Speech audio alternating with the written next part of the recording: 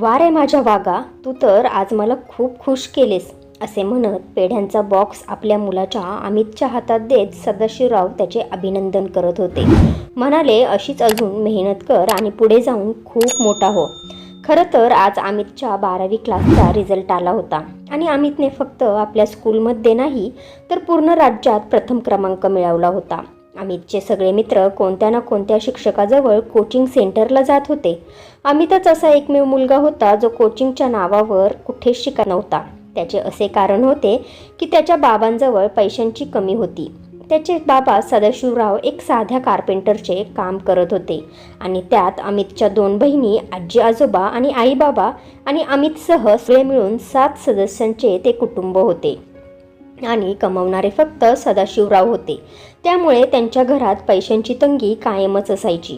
जेव्हापासून लोकांना कळाले की अमितने पूर्ण राज्यात प्रथम क्रमांक मिळवला आहे तेव्हापासून मोठमोठे कोचिंग सेंटरवाल्यांचे फोन येणे चालू झाले होते की भलेही आमच्याकडून पैसे घ्या पण अमितचे नाव आम्हाला द्या की तो आमच्या कोचिंग सेंटरमध्ये शिकत होता. सदाशिवराव एक इमानदार आणि स्वाभिमानी व्यक्ती होते. त्यांना खोट्याचे किंवा दगाबाजी करून खाणे पसंत नव्हते. त्यामुळे त्यांनी त्यांच्या प्रस्तावाला नकार दिला होता. तेव्हा त्यांच्याकडून अजून एक प्रस्ताव आला की जे मुलं 100% रिझल्ट आणतात त्यांना आम्ही 100% स्कॉलरशिप देतो. म्हणजे तुमच्या मुलाला तुम्ही आमच्या कोचिंग सेंटरमध्ये शिकायला पाठवा. त्याचा कोणताच चार्ज लागणार नाही कारण तुमच्या मुलाचा रिझल्ट चांगला आहे. याचा अर्थ ते लोक आपल्या कोचिंग सेंटरचे नाव प्रसिद्ध करण्यासाठी हे सगळं करत होते. कारण त्यांना माहिती होते की चांगला अभ्यास करणारा मुलगा चांगले मार्क्स मिळवेल आणि त्यांच्या कोचिंग सेंटरचे नाव प्रसिद्ध होईल आणि यालाच बघून जास्त मुलं त्या कोचिंग सेंटरमध्ये ॲडमिशन घेतील. आणि अशाच प्रकारे अमितचे ॲडमिशन एका चांगल्या कोचिंग सेंटरमध्ये अगदी फ्रीमध्ये झाले. आता तो कॉलेजसोबत कोचिंग सेंटरला सुद्धा जाऊ लागला. काही कोचिंग सेंटरवाल्यांनी तर त्याला जबरदस्ती डिस्टन्स लर्निंगसाठी फोर्स केले आणि जेव्हा त्याने सांगितले की त्याच्याजवळ डिस्टन्स लर्निंगसाठी सुविधा नाही तेव्हा त्यांनी संपूर्ण मटेरियल अवेलेबल करून दिले कारण त्यांच्या कोचिंग सेंटरचे नाव प्रसिद्ध होईल. आता अमितजवळ मोबाईल आणि सगळ्या सुविधा आल्या आणि तो आता UPSCची तयारी खूप मन लावून करू लागला. त्याच वेळेस त्याच्याजवळ मोबाईल आल्यामुळे एक मुलगी जिचे नाव ऐश्वर्या होते तिची अमितसोबत मैत्री झाली. ती मुलगी तर अभ्यासात एवढी हुशार नव्हती पण दिसायला खूपच सुंदर आणि श्रीमंत बापाची मुलगी होती. ती मुलगी जेव्हा बघावं तेव्हा अमितला चिकटलेली असायची. अमित तिला नेहमी सांगायचा की आता त्यांना आपल्या अभ्यासावर लक्ष केंद्रित करायला हवे. परंतु त्या मुलीला कमी किंवा गरिबी काय आहे याबद्दल काहीच माहिती नव्हते. ती तर आपल्या पप्पांच्या पैशांवर त्या कोचिंग सेंटरमध्ये शिकायला येत होती. तिला शिक्षणात एवढी आवडसुद्धा नव्हती. अमितला आपल्या टीचरचे ऐकावे का तिचे ऐकावे त्या बिचाऱ्याचे मन खूपच अस्वस्थ होऊ लागले. त्याचे एका जाग्यावर लक्ष केंद्रित होतच नव्हते आणि जेव्हा परीक्षेची वेळ जवळ आली तेव्हा त्याची तयारी पूर्ण झालीच नाही आणि परिणाम हा झाला की नेहमी प्रथम क्रमांक मिळवणारा मुलगा नंबर मिळवणे तर दूर पाससुद्धा होऊ शकला नाही. तिकडे ऐश्वर्याने अमितवर दबाव टाकणे सुरू केले की तो शिक्षण नंतर घेऊ शकतो, अगोदर त्याने तिच्यासोबत लग्न करावे. परंतु अमितने तिची ही गोष्ट ऐकली नाही. म्हणून ऐश्वर्याने आपल्या मनातली गोष्ट आपल्या पप्पांना सांगितली आणि म्हणाली की जर तिचे लग्न अमितसोबत झाले नाही तर ती तिचा जीव देईल. प्रत्येक आईवडिलांना आपली मुलं प्रिय असतात. त्यामुळे ऐश्वर्याच्या मम्मी पप्पांना तिचे दुःख बघवले नाही आणि त्यांनी अमितच्या आईवडिलांसोबत बोलून दोघांचे लग्न ठरवून टाकले. परंतु अमितचे बाबा सदाशिवराव ऐश्वर्याच्या पप्पांना म्हणजे प्रकाशरावांना म्हणाले की प्रकाशराव, आम्ही ठरलो गरीब लोक. जोपर्यंत आमचा मुलगा चांगले शिक्षण घेऊन चांगली नोकरी करत नाही तोपर्यंत आमच्या आर्थिक परिस्थितीमध्ये सुधारणा होऊ शकणार नाही. तोपर्यंत तुमच्या मुलीला आम्ही लोक ज्या प्रकारे राहतो त्याच प्रकारे राहायला लागेल.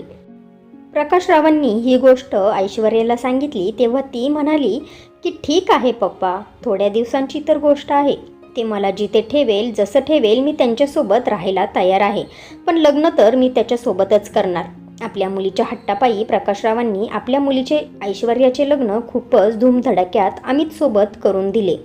आता जसे आधी ठरले होते की लग्नानंतर अमितला शिक्षण पूर्ण करायचे आहे त्यामुळे लग्नानंतर 2-4 दिवस तो आपल्या पत्नी ऐश्वर्यासोबत राहिला आणि मग शिक्षण पूर्ण करण्यासाठी दुसऱ्या शहरात निघून गेला. आता घरी ऐश्वर्या आपल्या सासरच्या माणसांसोबत राहिली. तिच्या 2 नंदासुद्धा घरीच राहत होत्या. परंतु ऐश्वर्या त्यांच्यासोबत जास्त बोलत नव्हती. आपली छोटी मोठी कामं करायची आणि अभ्यास करण्याच्या बहाण्याने आपल्या खोलीत बसून राहायची. घरी 2 मुली होत्या, त्यामुळे अमितची आई आपल्या मुलींसोबत घरातले सर्व काम करत होती आणि ऐश्वर्याला हा विचार करून काम करायला सांगत नव्हती की जसा त्यांचा मुलगा शिकत आहे तशीच त्यांची सूनसुद्धा शिकत आहे, त्यामुळे हिला मन लावून अभ्यास करून द्यावे. परंतु जेव्हा कधी ते लोक ऐश्वर्याला जेवायला बोलवायचे तेव्हा ती फक्त मोबाईलवर गप्पा मारत असायची. आणि जेव्हा ते लोक तिला विचारायचे की रोज रोज कोणासोबत मोबाईलवर बोलत असते, तेव्हा ती सांगायची की अमितसोबत बोलत आहे. घरातल्या लोकांना सुद्धा ते खरं वाटायचे की नवीन नवरी आहे, एकटी राहते, त्यामुळे तिला बोर होत असेल आणि अभ्यासाच्या संबंधित विचारायला सुद्धा ती अमितला फोन करत असेल, असा विचार करून ते लोक तिला काहीच बोलत नव्हते. 2 महिन्यानंतर अमित जेव्हा आपल्या घरी आला तेव्हा त्याच्या आईने त्याला विचारले, का बाळा, तू आपल्या घरापासून शिक्षण घेण्यासाठी एवढा दूर गेला होता की फक्त सुनबाईसोबत फोनवर बोलण्यासाठी गेला होता? हे ऐकून अमित म्हणाला, का ग आई, अशी का बोलत आहेस? तेव्हा आई म्हणाली, असं भोळा बाबडा तर असा बनत आहे की आम्हाला काहीच माहिती नाही. बाळा, आम्ही पाहिले आहे की तू कितीतरी वेळ सुनबाईसोबत फोनवर बोलत असतो आणि आमच्यासोबत थोडंसं बोलण्यासाठी तुझ्याजवळ थोडासुद्धा वेळ नसतो. तेव्हा अमित म्हणाला, नाही ग आई, मी तिच्यासोबत फोनवर जास्त बोलतच नव्हतो. अगं, मला तर इतका वेळसुद्धा मिळत नव्हता. मग आई म्हणाली, हो का? मग सुनबाईच्या मोबाईलवर तर तुझं नाव लिहिलेला फोन येतो आणि मग ती तासनतास फोनवर बोलते. मान्य आहे की तुम्ही दोघं अभ्यासाबाबतीत बोलत असाल, पण अभ्यासाबाबतीत बोलताना सुद्धा तुम्ही कायमच हसत खिदळत असता. तुम्हाला हे शिकवले जाते का? अमित आपल्या आईचे बोलणे ऐकून दंग झाला होता, कारण त्याचे तर कितीतरी दिवस ऐश्वर्यासोबत बोलणेच होत नव्हते. मग अमित त्याच्या आईला काहीच म्हणाला नाही, कारण त्याची आई कारण नसताना काळजीत पडली असती. त्याने चहापाणी घेतला तरीही ऐश्वर्याला माहिती पडले नाही की अमित घरी आला आहे. थोड्या वेळानंतर अमित स्वतः आपल्या खोलीत गेला. तेव्हा सुद्धा ऐश्वर्या कोणासोबत तरी हसून हसून फोनवर गप्पा मारत होती.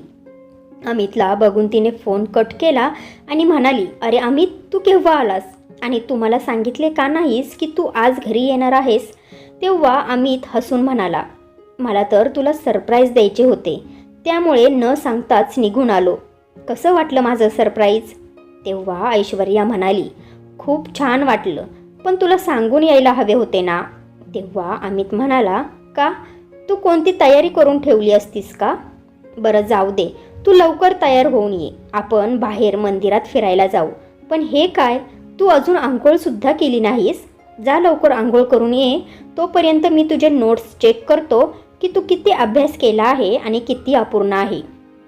ऐश्वर्यासुद्धा लगेच उठली आणि आंघोळ करायला गेली. ती बाथरूममध्ये जाताच तिच्या मोबाईलवर फोन आला. तो नंबर अमितच्या नावाने सेव्ह होता. हे पाहून अमित आश्चर्यचकित झाला. म्हणाला, अरे, मी तर इथेच बसलो आहे आणि माझा मोबाईलसुद्धा माझ्याजवळच आहे. मग ऐश्वर्याच्या मोबाईलवर कोण अमित फोन करत आहे? अमितने तो फोन उचलला नाही. थोड्याच वेळात तिच्या नंबरवर अमितच्या नावाचे 5 मिस कॉल आले होते. अमितने तो नंबर आपल्या मोबाईलवर घेतला आणि बाहेर जाऊन त्याला फोन लावला आणि म्हणाला की, हॅलो हॅलो, तुम्ही कोण बोलत आहात? कदाचित माझ्याकडून रॉंग नंबर लागला आहे. मी माझ्या मित्राला फोन लावत होतो, तसे हा फोन कुठे लागला आहे? तुम्ही कोण बोलत आहात? तेव्हा पलीकडून आवाज आला की मी विशाल बोलत आहे आणि रॉंग नंबर बोलून त्याने तिकडनं फोन कट केला. आता अमितला पूर्ण विश्वास बसला की ऐश्वर्या त्याला फसवत आहे.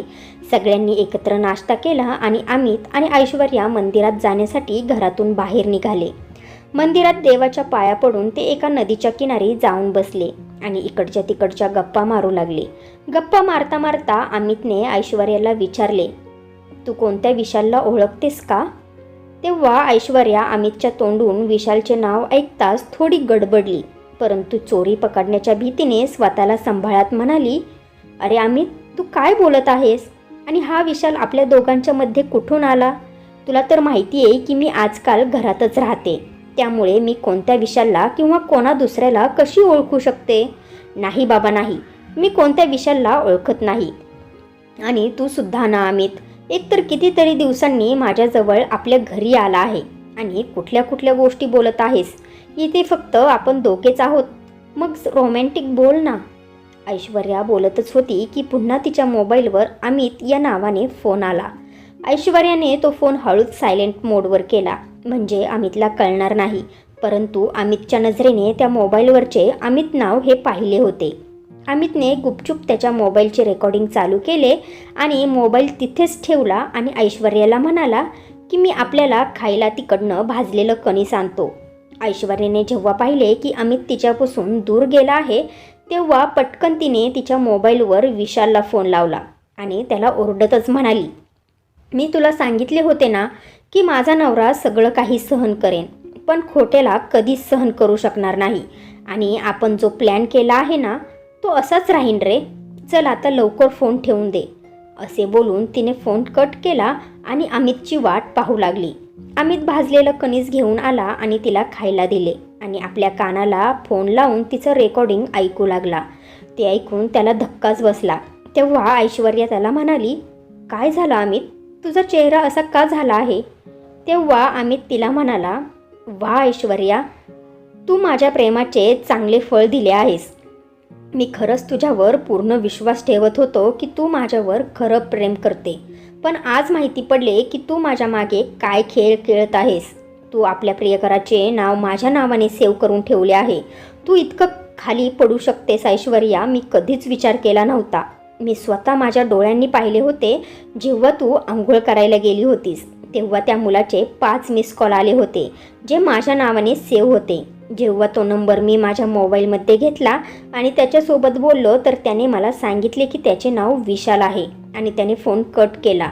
माझी इच्छा असती तर मी माझ्या घरच्यांसमोर तुला ओरडलो असतो, पण नाही, मी तिथे तुला ओरडलो नाही, कारण तुझी जी पोझिशन माझ्या घरच्यांच्या नजरेत आहे ती कमी होऊ नये, त्यांच्या नजरेत तू पडू नये, त्यामुळे मी तुला इकडे घेऊन आलो आहे. कारण तुला समजावून सांगायचं होतं आणि तुझ्या मनातलं काढून घ्यायचं होतं की नक्की तुझ्या मनात काय चाललं आहे. जेव्हा मी लग्नासाठी नकार दिला होता तेव्हा तूच आपल्या लग्नासाठी हट्ट धरून बसली होतीस आणि आज जेव्हा आपले लग्न झाले आहे तेव्हा आपल्या नवऱ्याला सोडून तू दुसऱ्यासोबत. एवढं बोलून अमित शांत बसला. अमितच्या तोंडून आपल्यासाठी हे सर्व बोलणे ऐकून ऐश्वर्या रागाने लालबुंद झाली. तिने अमितला खूप वाईट साईड बोलले आणि म्हणाली की मी तर तुला स्मार्ट आणि इंटेलिजंट समजून तुझ्यासोबत लग्न करून बसले, पण मला काय माहिती होते की तुझे आईवडील इतकी गरीब आणि भिकारी आहे ज्यांना न चांगले खाता पिता येते, नाही चांगलं राहता येते. तुझ्या कुटुंबातले सर्वच लोक मला तर अडाणी आणि घाऊंडळ वाटतात. मग मी त्यांच्यासोबत कशी आनंदात राहू शकते? त्यामुळे माझे मन रमवण्यासाठी मला काही ना काही उपाय शोधायलाच लागला असता ना. तू तर ठरला अभ्यासू किडा. तुला फोन केला तर तू 2 शब्द बोलून फोन ठेवून द्यायचा. मग आता तूच सांग, मी काय केले असते? माझा टाईमपास करण्यासाठी मला काही ना काही उपाय शोधायलाच लागणार होता ना, मग मी तो शोधला. असे बोलून ऐश्वर्या निर्लज्जासारखी हसायला लागली. त्यामुळे अमितच्या हृदयाला त्यावेळी खूपच वेदना झाल्या होत्या. परंतु तो आपल्या डोक्याला शांत ठेवत म्हणाला, जर तुला इतकाच टाईमपास करायचा होता तर तू आपल्या शिक्षणाला मित्र बनवायचे होते. जे काही समजले नसते मला विचारायचे होते आणि मी तुला लग्नानंतर सुद्धा सांगितले होते की आपण दोघेही एकत्र शिक्षण घेऊ, अभ्यास करू. पण तू काय म्हणाली होतीस की तू मला कमावून खायला घालू शकत नाही का? अरे तुझे पोट आज सुद्धा माझ्या घरचे लोक भरत आहे ना, मग ते कसेही भरवत असो, पण 2 वेळेचे जेवण आणि 2 वेळेचा नाश्ता तर देत आहे ना. मग मी सुद्धा एक दिवस चांगले शिक्षण घेऊन काही ना काही करेन, इतकं तर माझ्या कर्तृत्वावर माझा पूर्ण विश्वास आहे. तेव्हाच ऐश्वर्या त्याला हसत म्हणाली, बास अमित महाराज, बास. ज्या दिवशी कर्तृत्वान होशील त्या दिवशी सांग. अगोदरच हे बोलून काहीच फायदा नाही आहे, समजलं? आणि आता घरी चल, मला तुझे हे फालतूचे बोलणे ऐकायचे नाही. असे बोलून ती अमितच्या बाईकजवळ जाऊन उभी राहिली. मग त्या दोघात घरी जाईपर्यंत वादविवाद झाले आणि जेव्हा आपल्या घरी पोहोचले तेव्हा दोघेही तोंड फुगवून घरात घुसले. त्यांचे चेहरे पाहून सदाशिवराव म्हणाले, काय झालं आहे अमित बाळा, तू आणि सुनबाई इतके नाराज का वाटत आहात? तेव्हा अमित तर काही बोलला नाही, पण ऐश्वर्या हसत हसत म्हणाली, काय सांगू बाबा, आपल्या बायकोची कोणतीच इच्छा पूर्ण करू शकत नाही, त्यामुळे भेद्रट बनून गप्प आहे. ऐश्वर्याचे असे बोलणे ऐकताच सदाशिवरावांना सुद्धा ऐश्वर्यावर राग आला. म्हणाले, हे तू काय बोलत आहेस सुनबाई? आणि कोणासमोर बोलत आहेस? तुला काय समजते की नाही? ऐश्वर्या म्हणाली. का? खरं ऐकून तुम्हाला सुद्धा वाईट वाटलं ना? असंच वाईट तुमच्या मुलाला सुद्धा वाटले आहे बाबा. असे बोलून ऐश्वर्या आपल्या खोलीत निघून गेली आणि आपल्या आईला रडून रडून फोनवर सांगितले की तिला न्यायला ड्रायव्हरला पाठव, बाकी सर्व काही ती घरी आल्यावर सांगेल. तिच्या आईने आपल्या मुलीचा रडका आवाज ऐकला तेव्हा तिचं काळीज तोंडातून बाहेर येणे बाकी होते. आई तर आई असते. त्यांनी लगेच आपल्या ड्रायव्हरला ऐश्वर्याला घ्यायला पाठवले. इकडे ऐश्वर्याने सुद्धा सगळे सामान बॅगमध्ये भरले आणि बाहेर अंगणात आणून ठेवले. अमितच्या आईने सुद्धा ऐश्वर्याला खूप समजावले, परंतु तिने काहीच ऐकले नाही आणि आपल्या ड्रायव्हरसोबत निघून गेली. आपल्या माहेरी जाऊन तिने आपल्या आईला रडून रडून उलटसुलट सांगून अमित आणि त्याच्या घरच्यांना गुन्हेगार बनवले आणि स्वतः मात्र भोळी भाबडी बनून राहिली. आपल्या मुलीची दुःखद भरी कहाणी ऐकून तिच्या आईला विश्वास बसला की तिच्या मुलीवर किती भयंकर अत्याचार होत आहे. ऐश्वर्याचे पप्पा त्यावेळेस घरी नव्हते. बिझनेसच्या कामामुळे ते बाहेर गेले होते. जेव्हा ते घरी आले तेव्हा ऐश्वर्याच्या आईने रडून रडून जसं ऐश्वर्याने त्यांना सांगितले सगळं काही ऐश्वर्याच्या पप्पांना सांगितले. ऐश्वर्याच्या आईचे बोलणे ऐकून प्रकाशराव विचारात पडले. तेव्हा त्या म्हणाल्या, तुम्ही काय विचार करत आहात? तेव्हा प्रकाशराव म्हणाले, सुमन, मला जेवढं माहिती आहे ना अमित तसा मुलगा आहे ना सदाशिवराव, त्यामुळे मला नाही वाटत की त्या लोकांनी असं काही केलं असेल.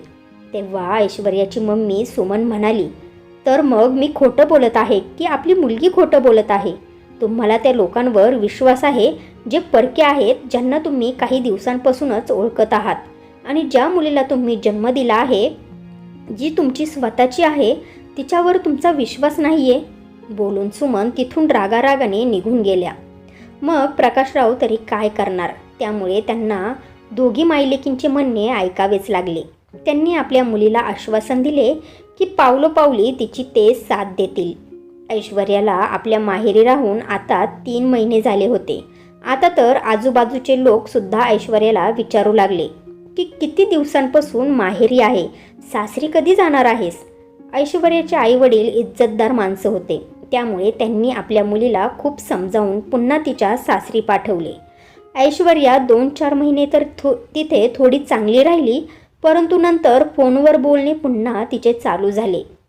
आधी तर ती आपल्या खोलीतच राहून फोनवर बोलत होती, परंतु आता सगळ्यांसमोर पूर्ण घरात फिरून हसून खिदळून फोनवर बोलत असायची. फोनवर बोलण्यामुळे तिच्या 2 नंदांच्या अभ्यासावर परिणाम होऊ लागला. एकतर त्या दोन्ही बिचाऱ्या बहिणी आपल्या आईसोबत घरातले सर्व काम करून स्कूलला जात होत्या आणि स्कूलवरून आल्यानंतर जो वेळ त्यांना मिळत होता त्याच्यातच त्या अभ्यास करत होत्या. परंतु ऐश्वर्याच्या फोनवर बोलण्यामुळे त्यांना खूपच डिस्टर्ब होऊ लागले होते. जर त्या दोघीही ऐश्वर्याला काय बोलल्या तर ऐश्वर्या त्यांना उलटसुलट काहीही बोलत होती. त्यामुळे आता त्या दोघींनीही तिच्यासोबत बोलणे सोडून दिले होते. आता अमित जेव्हा घरी यायचा तेव्हा ऐश्वर्या त्याच्यासोबत भांडणं करण्याचा बहाणा शोधायची, म्हणजे लवकरात लवकर ती त्याच्यापासून घटस्फोट घेऊ शकेल. एक दिवस अमित आपल्या घरी आला तेव्हा ऐश्वर्या विशालचे नाव घेऊन त्याच्यासोबत हसत खिदळत बोलत होती आणि बोलता बोलता अमितला खूप वाईट साईड बोलत होती, जे अमितला सहन झालं नाही आणि त्याने तिचा मोबाईल हिसकावून घेतला आणि तिला म्हणाला, निर्लज्ज बाई, आपल्या नवऱ्यासमोर परक्या माणसासोबत बोलताना तुला थोडीसुद्धा लाज वाटत नाही का? अजून किती नीच पातळीवर जाशील? जर तुला माझ्यासोबत राहायचेच नव्हते तर जबरदस्ती लग्न का केले? ऐश्वर्याने सुद्धा त्याला उत्तर दिले की मी तुझ्यावर जबरदस्ती केली नव्हती. तूच जबरदस्ती तुझ्या आईवडिलांना माझ्याशी लग्न करण्यासाठी आमच्या घरी पाठवले, म्हणजे माझ्या श्रीमंत बापाची प्रॉपर्टी तुला मिळेल. पण असं चुकून सुद्धा विचार करू नकोस. मी माझ्या बापाची एक फुटकी कवडी सुद्धा तुला देणार नाही, समजले? असं बोलून ती तिच्या खोलीत निघून गेली. आणि यावेळेस तर तिने मनात पक्क करून ठेवलं होतं की ती अमितला घटस्फोट नक्कीच देणार, कारण तिने आपल्या प्रियकर विशालसोबत पक्के करून ठेवले होते की ते दोघे लग्न करणार, कोणालाही घाबरण्याची काहीच गरज नाही. त्यामुळे ऐश्वर्या कोणालाच न घाबरता बिंदास त्या घरात राहत होती. ना कोणाचे ऐकत होती ना कोणाचे काम करत होती. तिला तर लवकरात लवकर अमितला घटस्फोट देऊन विशालसोबत नवीन जग बसवायचे होते, ज्यामध्ये विशाल आणि तिच्याशिवाय तिला कोणीच नको हवे होते. तिने पुन्हा एकदा आपल्या मम्मी पप्पांना फोन केला आणि त्यांना सांगितले की यावेळेस तर पहिल्यापेक्षा जास्त तिच्या सासरची लोक तिला छळतात आणि ते तिला घ्यायला आले नाही तर ती आत्महत्या करेल. बिचारी ऐश्वर्याची मम्मी सुमन मुलीच्या प्रेमात आंधळी झाली होती. प्रकाशराव कोणत्या तरी कामासाठी बाहेर गेले होते, त्यामुळे यावेळीसुद्धा त्यांनी आपल्या ड्रायव्हरलाच आपल्या मुलीला घ्यायला पाठवले. ऐश्वर्या आता आपल्या माहेरी येऊन स्वातंत्र्याचा अनुभव घेत होती. 1-2 दिवस तर तिने आपल्या मम्मी आणि बहिणीसमोर दुःखी होण्याचे नाटक केले आणि मग एक दिवस तीच म्हणाली, मम्मी मी इकडे माहेरी येऊन ते लोक तिकडे खूपच आरामदायी जीवन जगत असतील, मग मीच एकटी उदास राहून माझंच रक्त का जळवू? मला मनाने जीवन जगण्याचा अधिकार नाही का? तेव्हा तिची छोटी बहीण आणि तिची मम्मी सुमन म्हणाली, तू अगदी बरोबर बोलत आहेस बाळा. सगळ्या लोकांना आपापल्या पद्धतीने जीवन जगण्याचा पूर्ण अधिकार आहे. तर मग आजपासून ठरवू की आपण सगळ्यांनी मिळून आनंदात राहायचं आणि त्या लोकांचं नावसुद्धा काढायचं नाही. आणि मग काही दिवसातच ऐश्वर्याने अमितला घटस्फोटाचे पेपर पाठवले. पेपर पाहून अमितसोबत त्याच्या घरच्यांच्या पायाखालून जमीन सरकली. ही गोष्ट अमितचे आजोबा सहन करू शकले नाही आणि चालता चालता ते स्वर्गवासी झाले. आपल्या पतीच्या दुःखात बुडालेली त्याची आजीसुद्धा महिन्याच्या आत स्वर्गवासी झाली. या गोष्टीचा खूप मोठा धक्का सदाशिवरावांना लागला, परंतु त्यांनी आपल्या मनातली गोष्ट मनातच दाबून ठेवली. आता तिकडे अमित आणि ऐश्वर्याची केस कोर्टमध्ये चालत राहिली आणि 1 वर्षानंतर जज साहेबांनी निर्णय सांगितला की अमित अजूनही काहीच कमावत नाही. त्याच्या वडिलांची आर्थिक स्थितीसुद्धा खूप जास्त नाही आहे, त्यामुळे तो तिला 4,000 रुपये पोटगी देईल. ते 4,000 रुपये ऐश्वर्यासाठी 4 रुपयासारखे होते, कारण ती खूप मोठ्या बिझनेसमॅनची मुलगी होती. परंतु ते 4,000 रुपये अमितसाठी 40,000 रुपयांच्या बरोबर होते. तरीही त्याला नाईलाजाने कोर्टाचा आदेश मान्य करावाच लागला. आता अमितला आपली आई आणि बहिणींना सोडून दुसऱ्या मुलींचा तिरस्कार वाटू लागला होता. तो त्या दिवसाला कोसत होता ज्या दिवशी त्याची मैत्री ऐश्वर्यासोबत झाली होती. आता त्याचे फक्त एकच लक्ष होते, ते म्हणजे अभ्यासावर लक्ष केंद्रित करणे. कधीकधी त्याच्याकडे पैशांची तंगी असायची आणि ऐश्वर्याला दर महिन्याला 10 तारखेला 4,000 रुपये त्याला द्यायला लागायचे. तेव्हा तो कधीकधी खूप रडायचा की त्याच्याकडून किती मोठे पाप झाले आहे जे त्याला आयुष्यभर भोगायला लागणार आहे. दिवसांमागून दिवस जात होते. एक दिवस अमितने ऐकले की ऐश्वर्या विशालसोबत आपल्या मम्मी पप्पांच्या घरून खूप सारे पैसे दागिने घेऊन पळाली आहे. तिचे पप्पा प्रकाशराव खूपच इज्जतदार माणूस होते. मुलगी पळून गेली ही बातमी आगीसारखी पसरली होती. आता अमितला त्याच्या वकिलांनी सांगितले की घटस्फोटीत पत्नी दुसऱ्या पुरुषासोबत पळून गेली किंवा त्याच्यासोबत लग्न केले तर तिच्या पहिल्या नवऱ्याला तिला पोटगी द्यायला लागणार नाही. अमितने सगळे पुरावे गोळा करण्यासाठी तिच्या मम्मी पप्पांजवळ चौकशी केली की खरंच ती पळून गेली आहे का. तेव्हा तिच्या मम्मी पप्पांनी त्याला सांगितले की हो, ती खरंच पळून गेली आहे आणि फक्त पळून गेली नाही तर एका मंदिरात जाऊन लग्नसुद्धा केले आहे. तिने तिचा फोटोसुद्धा पाठवला होता. असे बोलून अमितला त्यांनी तो फोटोसुद्धा दिला. अमितने तो फोटो आपल्या मोबाईलमध्ये घेतला आणि कोर्टमध्ये जाऊन जज साहेबांना दाखवला की ऐश्वर्याने दुसरे लग्न केले आहे, त्यामुळे कायद्याने माझ्यावर तिचा कोणताच हक्क नाही की माझ्याकडून ती पोटगी घेईन किंवा मी तिला पोटगी देईल. जज साहेबांनी सगळे पुरावे बघितले आणि अमितला निर्णय ऐकवला की तू या केसमधून पूर्णतः सुटला आहेस. आता ऐश्वर्या आणि विशाल जोपर्यंत ऐश्वर्याचे पैसे होते, सोन्याचे दागिने होते, तोपर्यंत तर ते आनंदात जीवन व्यतीत करत होते. परंतु जसे ते पैसे आणि दागिने संपले, विशाल म्हणाला की तुझ्या बँकेतून अमितने पाठवलेली पोटगी बाहेर काढ, तेव्हाच आपल्या पोटात अन्न जाईल, नाहीतर आपण तर उपाशीच मरू. परंतु ऐश्वर्याचे म्हणणे होते की ते पैसे तसेच बँकेत जमा राहू देऊ आणि आता विशालने काहीतरी कामधंदा करावा, म्हणजे त्यांचा संसार चांगला चालेल. परंतु विशालचं तर काम हे होतं की श्रीमंत मुलींना आपल्या प्रेमाच्या जाळ्यात फसवायचे आणि त्यांच्या पैशांवर ऐश करायची. आणि जेव्हा सगळे पैसे संपतील तेव्हा तो रातोरात फरार होऊन जात होता. तेव्हा ऐश्वर्याने त्याला काम करण्यासाठी सांगितले. तेव्हा तो तिच्यावर भडकला आणि म्हणाला, मी तुझ्यासाठी काम करणार? हा तू विचारसुद्धा कसा करू शकतेस? मी काम करून तुझं पोट भरणार? तुला माहिती आहे का मी किती मोठ्या श्रीमंत बापाचा मुलगा आहे. तू फक्त आता तुझ्या बँकेतून पैसे बाहेर काढ, मग मी माझ्या बँकेतून पैसे बाहेर काढून तुला राणीसारखं ठेवेल. विशालचे हे बोलणे ऐश्वर्याला खरे वाटले. तिला खरं वाटलं की तो एक श्रीमंत बापाचा मुलगा आहे. त्यामुळे तिने आपल्या बँकेतले सगळे पैसे बाहेर काढून विशालच्या हातात दिले. आणि जेव्हा ऐश्वर्याने बँकमध्ये विचारले की मागच्या 3 महिन्यांचे 4-4 हजार रुपये आले होते ते कुठे आहेत, तेव्हा बँकवाल्यांनी ऐश्वर्याला सांगितले की आता मिस्टर अमितकडून पैसे येणे बंद झाले आहे. ही बातमी ऐकून तर ऐश्वर्या रागाने लालबुंद झाली. तिने लगेच अमितला फोन केला, परंतु अमितने तिचा फोन रिसीव्ह केला नाही. त्यामुळे तिने रागात आपल्या वकिलाला फोन केला. तेव्हा वकील साहेब हसत हसत तिला म्हणाले, मॅडम, तुम्ही त्या 4,000 रुपयांसाठी मला फोन केला. त्या दिवशी तर तुम्ही बोलला होता की 4,000 रुपये माझ्यासाठी 4 रुपयासारखे आहे. मग आता काय झाले? तुम्हाला आता कारण सांगतो. तुम्ही दुसरे लग्न केले आहे ना, मग पहिल्या बिचाऱ्या गरीब नवऱ्याला तुम्ही का सतावत आहात? आता दुसऱ्या नवऱ्याची कमाई खा ना, त्या बिचाऱ्याला का त्रास देता? तुम्ही दुसरे लग्न केल्यामुळे तुम्हाला पहिल्या नवऱ्याकडून पोटगी मिळू शकत नाही आणि हाच कायदा आहे.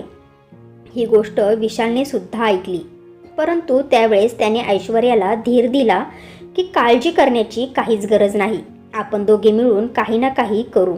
आता ऐश्वर्या विशालवर कोर्ट मॅरेज करण्यासाठी दबाव टाकू लागली. परंतु विशाल खूपच हुशार मुलगा होता. तो लग्नासारख्या गोष्टीत फसणारा नव्हता.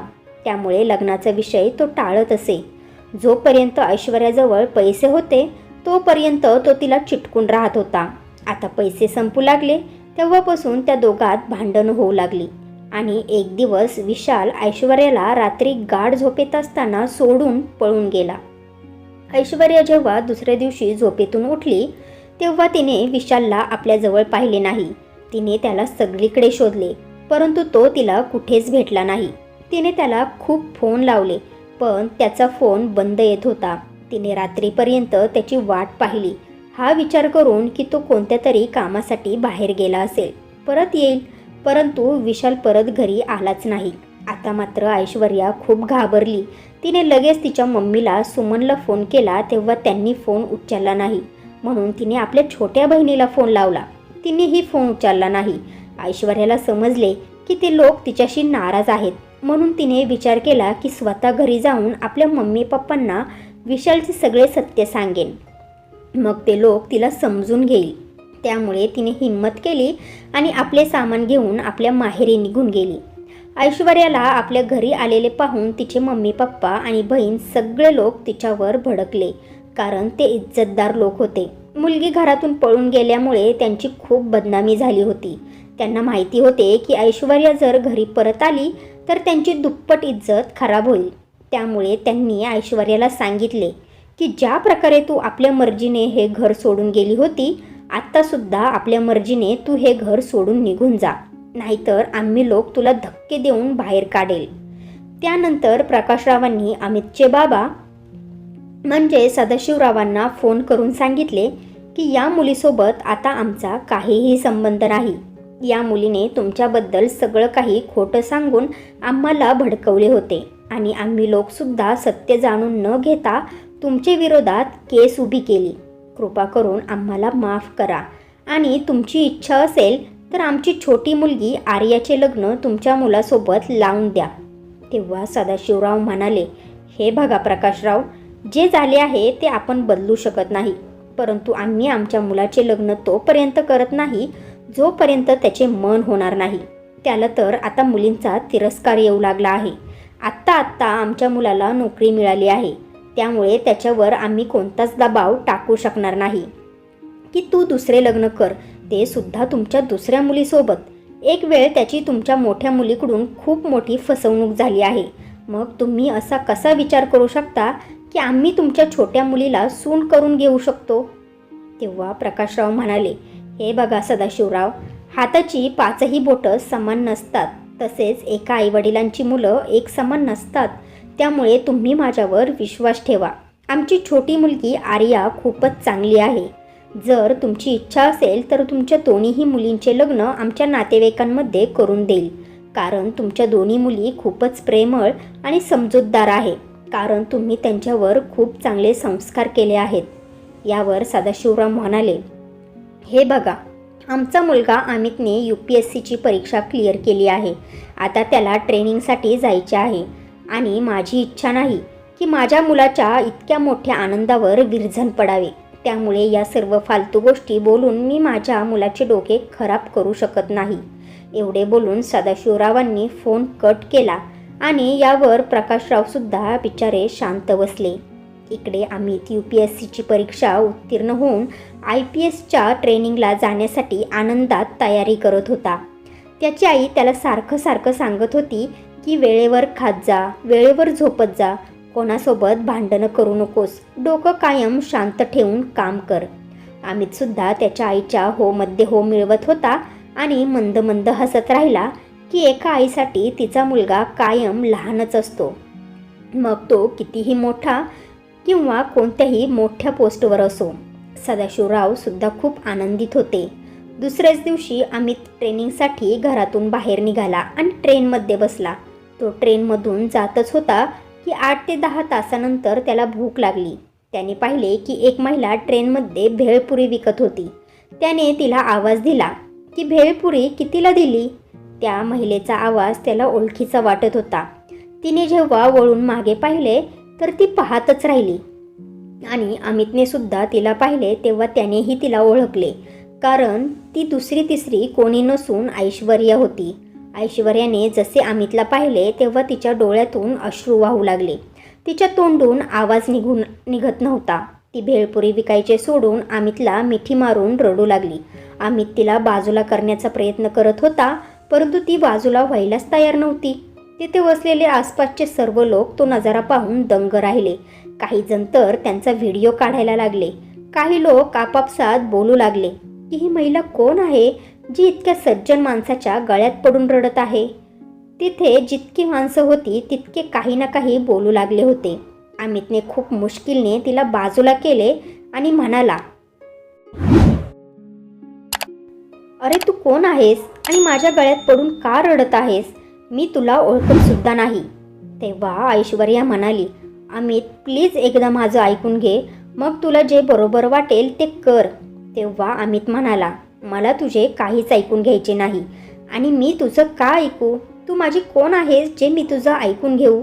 एवढं बोलून तो आरामात डोके टेकून डोळे बंद करून आपल्या सीटवर बसला. ऐश्वर्या भेळपुरी विकत पुढे निघून गेली आणि पुढच्या स्टेशनवर उतरली. अमितचे मन थोड्या वेळसाठी अस्वस्थ झाले होते. तो ऐश्वर्याबद्दल विचार करत होता की शेवटी तिची काय मजबुरी असेल की तिला या ट्रेनमध्ये भेळपुरी विकण्याची गरज भासली.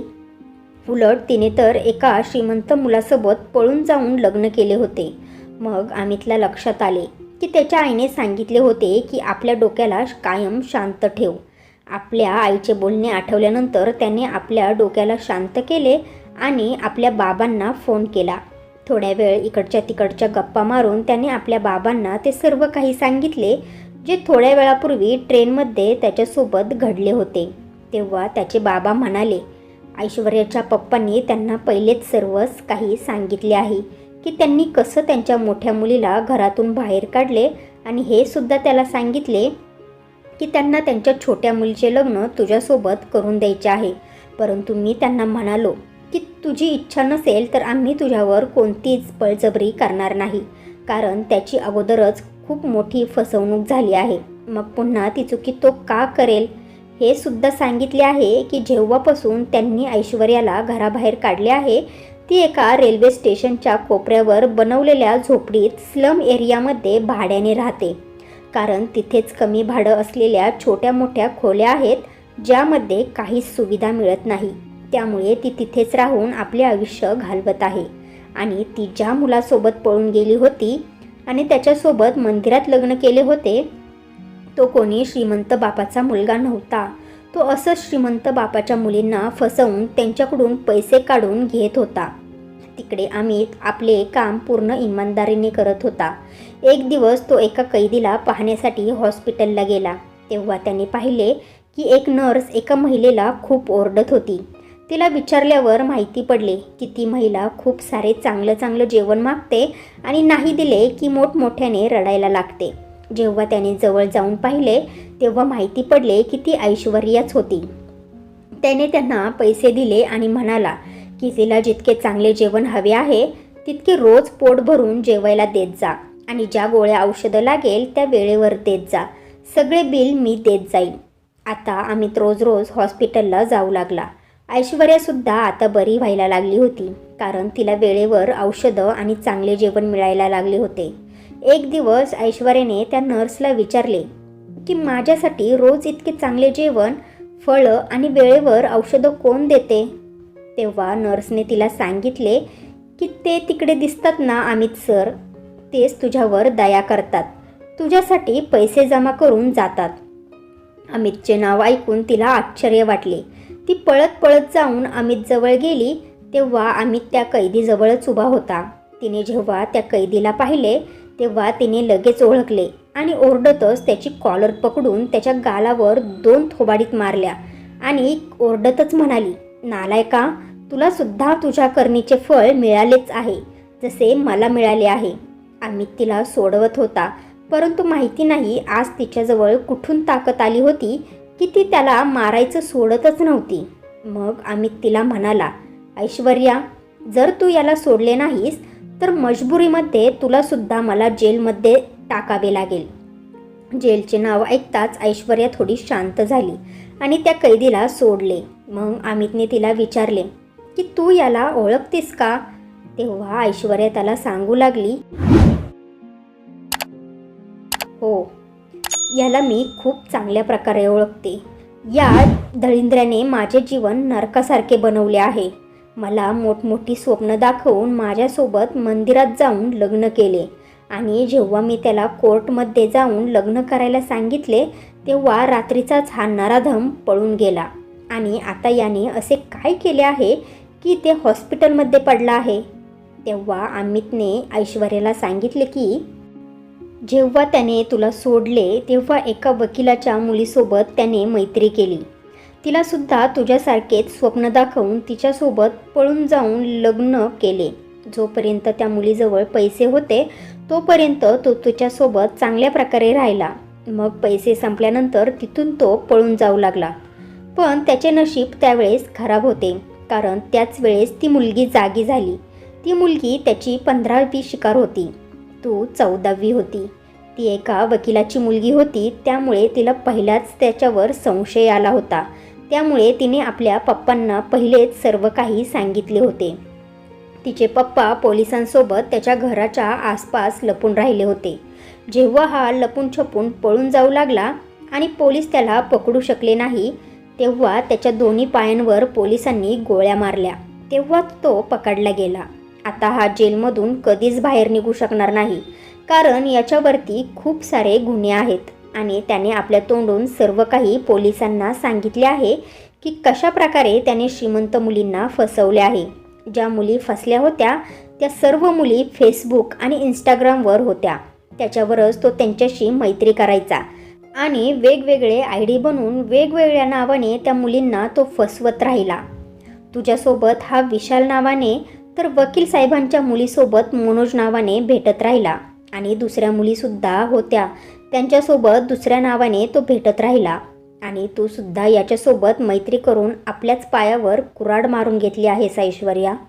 तेव्हा ऐश्वर्या अमितला म्हणाली, तुम्ही तुमच्या लग्नाबद्दल विचार करत नाही का? तेव्हा अमित म्हणाला, ऐश्वर्या, माझे लग्न तुझी बहीण आर्यासोबत झाले आहे. तेव्हा ऐश्वर्या म्हणाली, अरे वा, अभिनंदन. असे बोलून डोळ्यात अश्रू घेऊन ती तिथून निघून गेली. तिच्या मनातला आशेचा किरण आजसुद्धा विझला होता. अमितने जेव्हा ही गोष्ट आपली पत्नी आर्याला आणि आईबाबांना सांगितली तेव्हा सगळे हेच म्हणाले की तू खूप चांगले काम केले आहेस. माणसाला चांगल्या किंवा वाईट कर्माची फळं कधी ना कधी मिळतातच. तर फ्रेंड्स, तुम्हाला ही स्टोरी आवडली असेल तर व्हिडिओला लाईक करा आणि आपल्या नात्यांचा स्पर्श या चॅनेलला सबस्क्राईब करा आणि बेल आयकॉनवर क्लिक करून ऑलवर सेट करा म्हणजे पुढची व्हिडिओ तुम्हाला लगेच मिळेल. धन्यवाद.